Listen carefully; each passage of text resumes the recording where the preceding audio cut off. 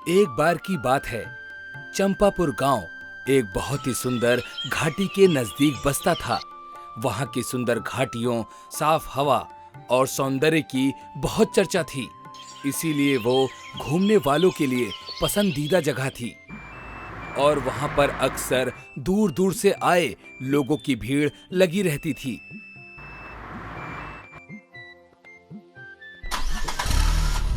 अरे बेटा, कुछ खाने को दे दो बेटा। जी अम्मा, बोलिए, क्या चाहिए आपको?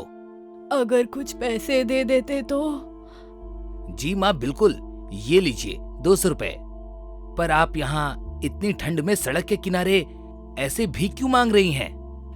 क्या बताऊं बेटा, बूढ़ी उम्र है, चला मुझसे नहीं जाता और बेटे बहू ने घर से बाहर निकाल दिया। अब गुजारे के लिए भीख नहीं मांगूंगी तो क्या करूंगी। वहीं पास ही एक दुकान पर खड़े गांव के दो व्यक्ति विमल और नरेश आपस में बातें कर रहे थे। इस औरत का कुछ नहीं हो सकता। लो, फंस गया एक और बकरा इसके जाल में। अब कर भी क्या सकते हैं? इनको कुछ बोलेंगे तो इन्हें लगेगा कि हमें बूढ़े लोगों से हमदर्दी नहीं है।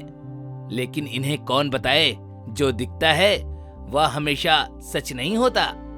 भाई, मैं बचपन से इसके इस मोटे मोटे आंसुओं वाले नकली ढोंग को देखते हुए आ रहा हूँ। कोई भी व्यक्ति नहीं पहचान सकता कि इस ढोंगी चेहरे के पीछे एक चालाक औरत छुपी है। देखना, अब इस बेचारे व्यक्ति का भी कुछ ना कुछ कीमती गायब हो जाएगा। खैर, हमें क्या, जिस औरत ने झूठा केस बनवाकर अपने ही बेटे बहू को जेल भिजवा दिया हो, उससे तो तौबा कर लेनी चाहिए। शीला एक बहुत ही ढोंगी और चालाक बुढ़िया थी, लेकिन इस बात का सच गांव के कुछ चंद लोग ही जानते थे। बाकी सभी लोग उसकी झूठी बनाई हुई कहानियों और उसके आंसुओं पर ज्यादा विश्वास करते हैं। शीला बात को घुमाने में इतनी शातिर थी कि कोई चाहकर भी उस पर कोई सवाल नहीं उठा सकता था। अरे ओ रीना, जब तक मैं नहा कर आऊं मेरे लिए जरा फल तो काट दे। जी अभी काट देती हूँ। और हाँ, मैं नहीं खाऊंगी ऐसी वैसी सब्जी। शाम के लिए पनीर बना लेना।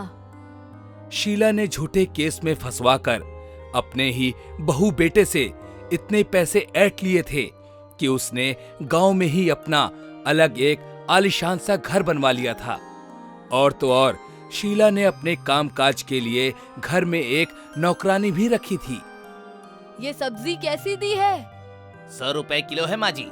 चलो 50 में लगा लो। शाबाश। लेकिन माँ जी, आधा दाम थोड़ी ना कम होता है। क्या तुम्हें अपनी जान प्यारी नहीं है? एक आवाज लगाऊंगी, यहाँ पर भीड़ इकट्ठा हो जाएगी। बिना कुछ सोचे समझे वो तुम पर चढ़ जाएंगे, तब अच्छा रहेगा। ये कैसी अजीब गुंडागर्दी है? अगर आपको सामान लेना है तो पूरे पैसे दीजिए, वरना रहने दीजिए। अरे देख रहे हो कैसे बूढ़ी औरत को सता रहा है ये? कोई है हमारी बात सुनने वाला? देखते ही देखते वहां पर भीड़ इकट्ठा हो जाती है और सभी लोग मिलकर दुकानदार से कहते हैं, क्या बात है भाई, तंग क्यों कर रहे हो बूढ़ी माँ जी को? देखो, अब लोगों के आते ही डर के मारे कैसे सफेद झूठ बोलने लगा है ये। मुझसे तो बहुत गलत बातें कर रहा था। माँ जी, आप एक काम करिए, सब्जी लेकर जाइए, हम इसे देख लेंगे। क्यों भाई, बड़ों का लिहाज नहीं है तुम्हें? ठेले से निकलते समय शीला रामू की तरफ देखकर मुस्कुरा रही थी और ये देखकर रामू को भी बहुत ज्यादा गुस्सा आ जाता है। लेकिन मैंने तो कुछ किया ही नहीं। ठीक है, आज तो तुझे छोड़ देते हैं, लेकिन आज के बाद यहाँ नजर मत आना। उस ठेले वाले का नाम रामू था। अपनी इतनी बेइज्जती होने के बाद उसने ठान लिया था कि वह चालाक बुढ़िया का सच सबके सामने लाकर रहेगा। इसके एक झूठ की वजह से मेरी इतनी बेइज्जती हुई, मैं इसे छोड़ूंगा नहीं, चुन चुन कर बदला लूंगा। ऐसे तो ना जाने कितने मासूम लोग इस ढोंगी बुढ़िया के चक्कर में फंसेंगे। फिर क्या था, रामू शीला पे छुप छुप कर नजर रखने लगता है। शीला एक लड़की के सामने सड़क पार करने का ढोंग करती है और रामू दूर खड़ा सब देख रहा था। अम्मा, क्या आपको कोई मदद चाहिए? हाँ बेटा, अगर तुम इस बूढ़ी को सड़क पार करा देती तो भगवान तुम्हारा भला करता। क्यों नहीं अम्मा, मेरे साथ आइए, मैं आपको सड़क पार करा देती हूँ। अब देखते ही देखते वे उस लड़की को बातों में फंसाकर शीला उसके हाथ से पहनी हुई महंगी घड़ी और कंगन उतार लेती है और उसे पता तक नहीं चलता। अच्छा, तो तुम यहाँ घूमने आई थी। बहुत बढ़िया जगह है वैसे तो चंपापुर घूमने के लिए। अच्छा, बस तुम मुझे यहीं छोड़ दो, इसके आगे मैं खुद चली जाऊंगी। जी अम्मा। इससे पहले वह लड़की कुछ जान पाती, शीला दौड़कर वहां से छूमंतर हो जाती है। अब राजू को धीरे धीरे सब समझ में आने लगा था कि शीला कैसे और किन किन लोगों को बेवकूफ बनाती है।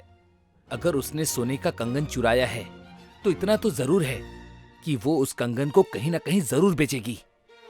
पर इसे रंगे हाथों पकड़ने के लिए मुझे कुछ और सबूत चाहिए होंगे और इसके लिए मुझे थोड़ा और इंतजार करना होगा। अब शीला जानबूझकर एक आदमी के गाड़ी के सामने आ जाती है और ढोंग करने लगती है। हाय, मैं तो मर गई, मेरी टांग टूट गई, इसने तो मुझे मार ही दिया, कोई है क्या, बचाओ बचाओ। अब कार में बैठा व्यक्ति घबराकर बाहर निकलता है और कहता है, अम्मा, आपको ज्यादा लगी तो नहीं? चलिए डॉक्टर के पास चलते हैं। नहीं, मुझे तुम जैसे अनजान व्यक्ति के साथ कहीं नहीं जाना, पर मेरे पास तो इतने पैसे भी नहीं हैं कि मैं खुद से इलाज करा लूं। अच्छा, ये लीजिए कुछ पैसे, अपना इलाज करा लेना। ऐसा कहकर वो व्यक्ति शीला को 2000 रुपए देता है और तेजी से वहां से चला जाता है। उसके जाने के बाद शीला आराम से खड़ी होकर मुस्कुराती है और वो पैसे अपने पास रख लेती है। अच्छा, तो ये इसका एक और नया पैतरा सामने आ गया है। भगवान, कितना झूठ बोलती है ये औरत। अब बस कुछ दिन और इसका खेल खत्म। अब कुछ दिन के बाद शीला भेष बदलकर बस में बैठकर कहीं जाने की तैयारी में थी। रामू भी साथ साथ उसका पीछा करता है। वो दूसरे शहर में जाकर उतरती है और रामू भी वहीं उतर जाता है। वे सीधे एक सुनार की दुकान पर जाकर रुकती है। तो मेरा शक सही था, ये पक्का आज कंगन बेचने आई होगी। और कैसे हो सुनार साहब? अभी तक तो ठीक है, लेकिन तुम मुझे किसी न किसी दिन फंसवा दोगी शीला। आज फिर से तुम चोरी का माल लेकर आई हो। अरे, किसी को कुछ पता नहीं चलेगा, इतना क्यों डरते हो? तुम मान लो, एकदम असली है, चमकता हुआ सोना और कंगन लाई हूँ। आधे पैसे तुम्हारे, आधे मेरे, इसमें नुकसान ही क्या है। शीला सुनार से बात कर ही रही होती है कि तभी वहां पर रामू उस लड़की, उस कार वाले व्यक्ति और पुलिस को वहां लेकर पहुंच जाता है। पता चलेगा नहीं, पता चल गया है। अब तुम दोनों सीधा जेल की हवा खाना। अब शीला को फ्रॉड और छल कपट के इल्जाम में पुलिस पकड़कर ले जाती है। आपका बहुत बहुत शुक्रिया। अगर आप उस दिन हमारे पास आकर मुझे सब सच ना बताते तो शायद मेरी माँ का दिया हुआ कंगन मुझे कभी वापस नहीं मिलता। इसमें शुक्रिया की क्या बात है, ये तो मेरा फर्ज बनता है। वाह रामू, तुमने तो कमाल ही कर दिया, लेकिन तुमने ये सब किया कैसे? हम सभी को शीला की असलियत पता तो थी, लेकिन कभी साबित नहीं कर सके। हाँ भाई, मैं भी यही जानना चाहता हूँ, शीला कैसे पकड़ में आ गई? वो तो एक बहुत ही चालाक औरत थी। यहीं तो वो मार खा गई।